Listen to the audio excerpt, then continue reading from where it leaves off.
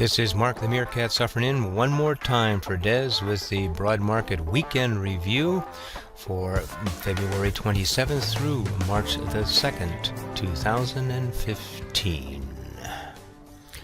Well, let's start with today, and we'll work our way up to the week and the month. This is the month end.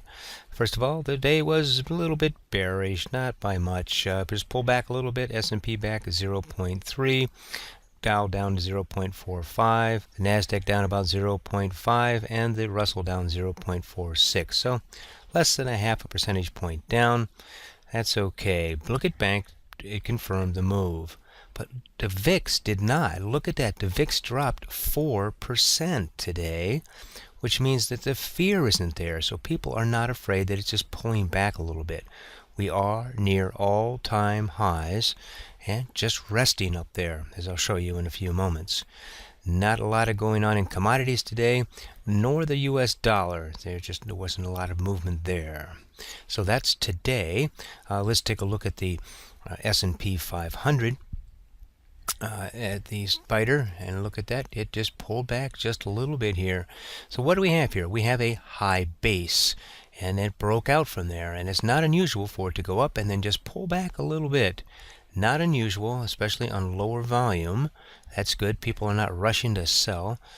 And if you want to know more about that thing called a high base, and it works in all time frames, whether it be day trading or swing trading, you can just go to our site, free online trading education, and go to the chart school. And then we have chart analysis, chart reversal patterns, isolators, and indicators. But let's just look under chart patterns right now, and let's go to that high base that I just referenced. And here it is a picture of it. That's high basing, and this is bullish, and it broke out from there in the case that we just showed.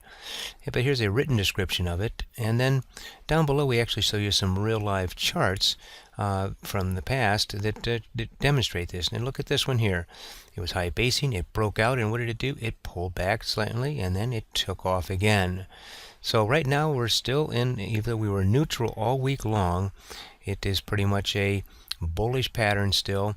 People are not rushing to sell. All right, if we get back to our S&P on the daily chart, let's take a look at the Dow and the DIA. At 2, red candle, we just pulled back a little less than a half a percent. Here's the NASDAQ, and it just pulled back a little less than a half a percent. And here's the small caps. Pull back a little less than half a percent, but look at this: 1, 2, 3, 4, 5, 6, 7, 8, 9, 10 up candles in a row.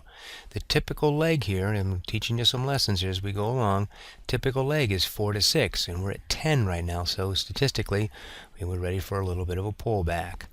That is quite the run. All right, let's go to the SPY, and let's go now to the weekly charts. And in the weekly chart, we'd had a symmetrical triangle here, and it broke out from there. And now look at that. For the week, just a little tiny candle there, right? Almost a doji. So again, we are just resting here at all-time highs. How about on the Dow? On the weekly chart, same thing. Right? Nice run up here, and now it's just resting a little bit, not reversing yet. NASDAQ, look at that. Nice breakout from this triangle here. Look at that, beautiful. And then we have the small caps. That had the big, huge run up here. And look at that. It's a spinning top. Could you consider that a reversal pattern? Maybe, but behavior of it hasn't been on a daily basis. All right, well, now let's go back and take a look here at the monthly charts. Now then, from the monthly charts, the S&P 500, kaboom! Look at that. So we were consolidating here, and then kaboom! It did a pullback, and now we're back up to near all-time highs. Look at this run on the monthly chart. Look at this run on the monthly chart. No major pullbacks. Here was the biggest one we've had in a while. But this month, they say, was the largest month that we've had since all the way back here in 2011, up about 5% on the S&P 500. How about the Dow Jones Industrials?